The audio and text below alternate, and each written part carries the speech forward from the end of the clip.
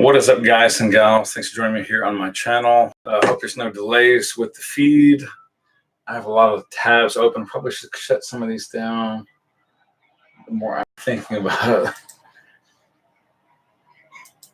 Yeah, that ought to help. Close a few more tabs. Anyways, thanks for joining me here on my channel. I'm your host, Steven. Let's get into it, guys. This is episode 242. Live cast. It's a little bit late at night, 1:22 a.m. by my clock. August the 13th. Today was the 12th.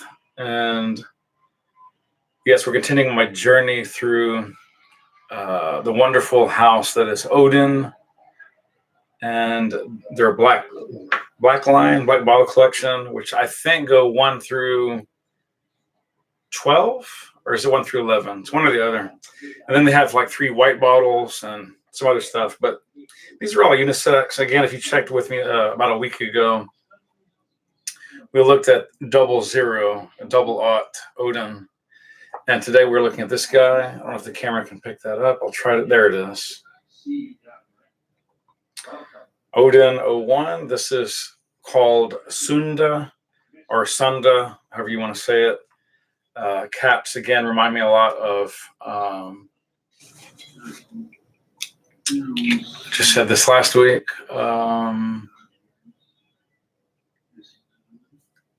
Anyways, it'll come to me. At any rate, there's a lot of houses out there that have these types of bottles.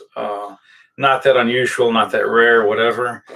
Boxes are sort of these cool little coffrets that have a what looks like a falcon symbol right here, or some kind of bird at any rate. Eagle, maybe a hawk, probably. It's got the relief.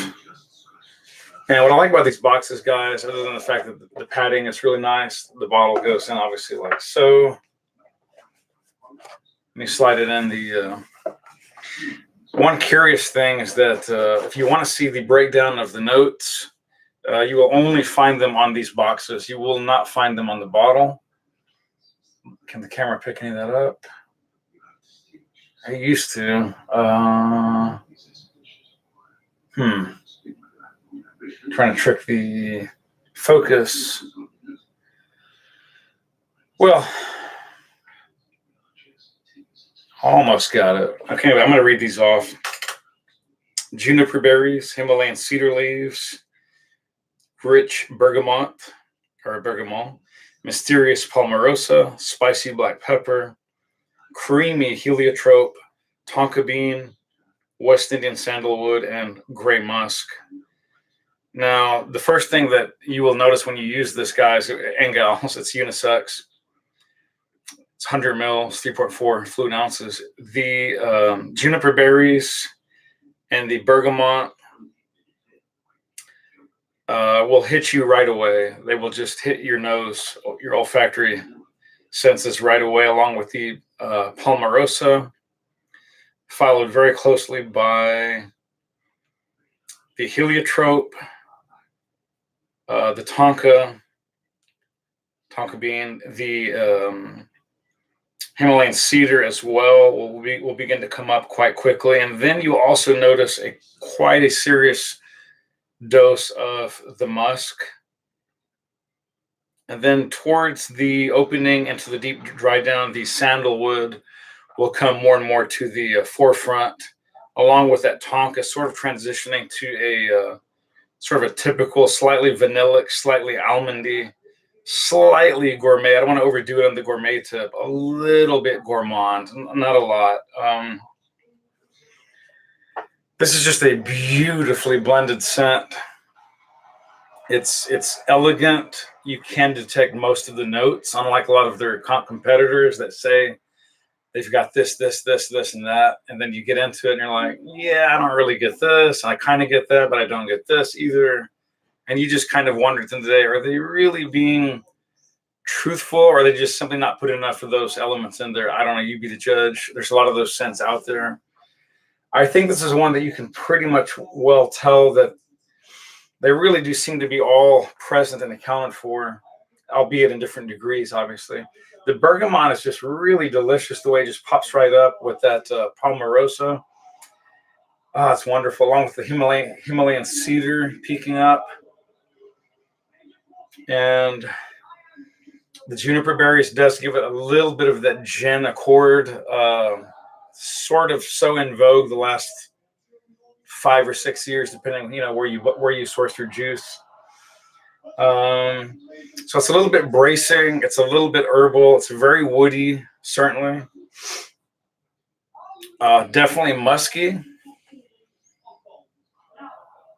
And it just has this really nice layered effect to it. It almost, mind you, seems like you've taken 2 or 3 perfumes from other people's houses and you've layered them, because it has these different juxtapositions going on, these clearly distinct and highly complementary notes going on. So it's really an excellent scent. I think it's really one of my favorite scents from the house so far.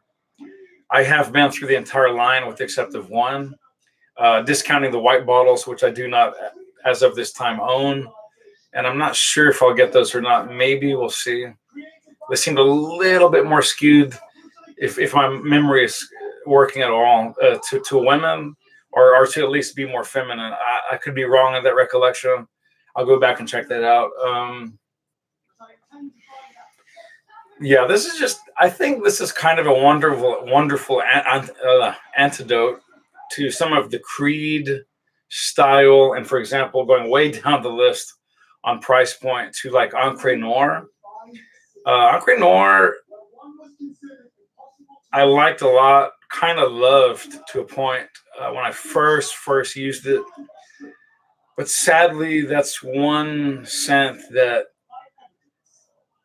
its foremost sin by far is that it has zero longevity on my skin. I mean, absolutely nil.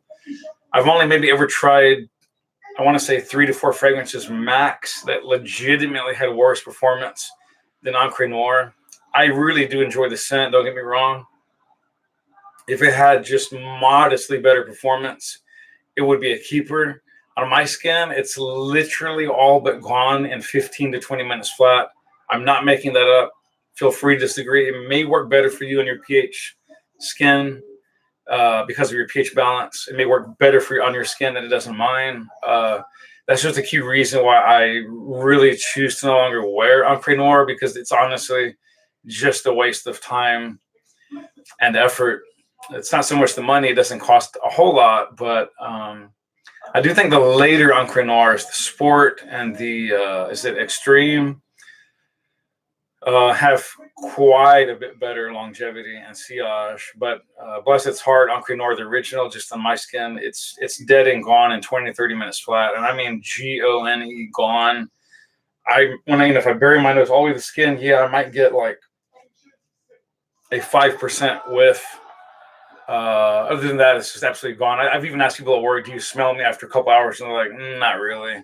So it's just an absolute abysmal failure in that regard. It is a wonderful smelling concoction. I just think they gave zero importance, if you will, to the longevity of that. Anyways, this is not a review on Ancre Noir. I got sidetracked on that note, but I do think that this scent is a really, really fantastic alternative to some of the Creed's woodier, more balsamic-y type scents, along with things like Ancre Noir.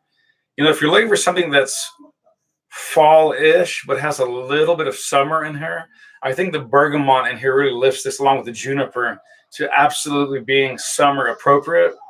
Having said that, I think its internal DNA is much, much more fall oriented, if that makes any kind of sense. So to me, I view this as a hybrid. It's absolutely perfectly suitable for fall and for summer because of the bracing juniper and the that gin accord, and then those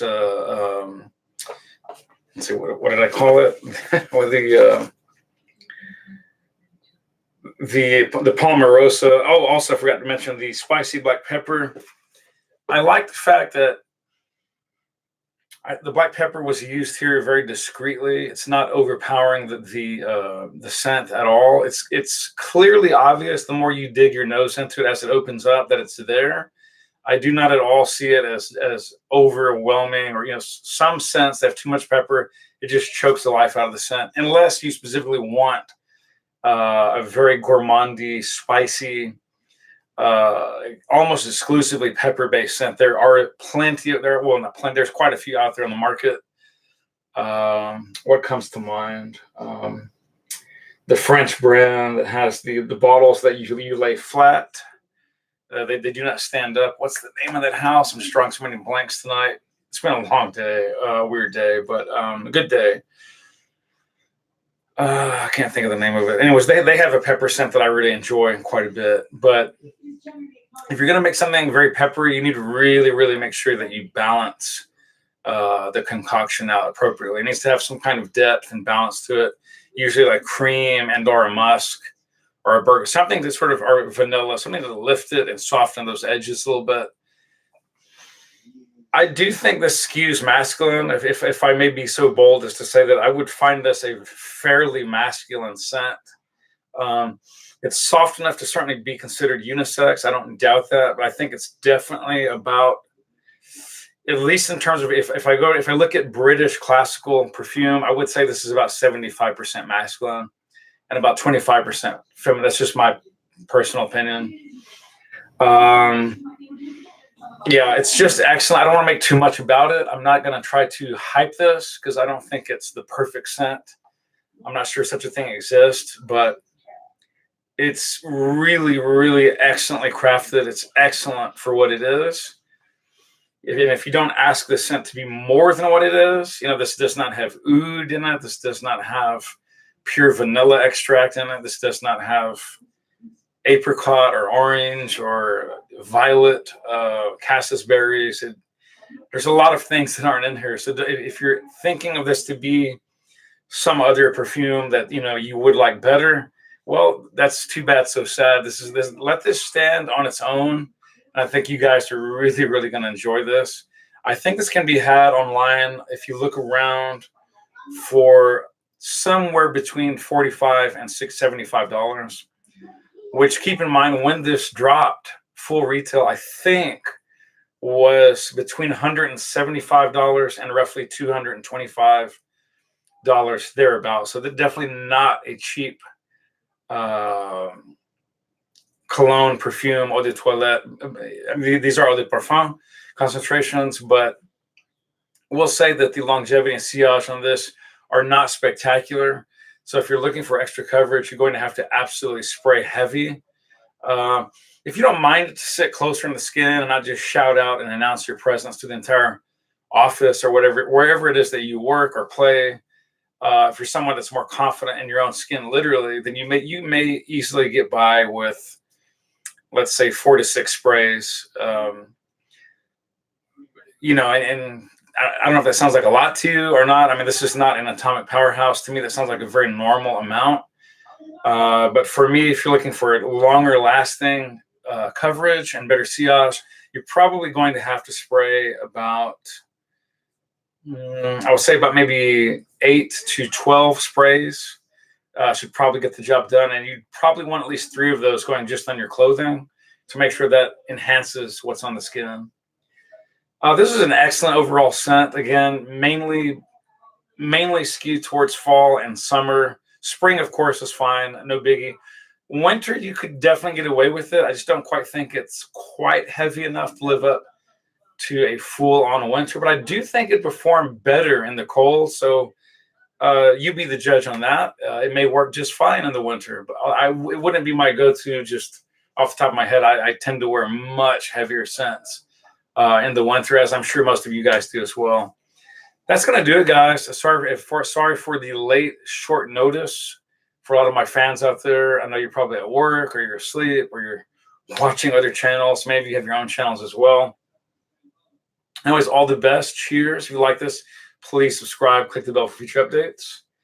And we'll see you next time. Spray often, spray well, live life on your terms, and we'll see you next time. Peace out. Love you guys.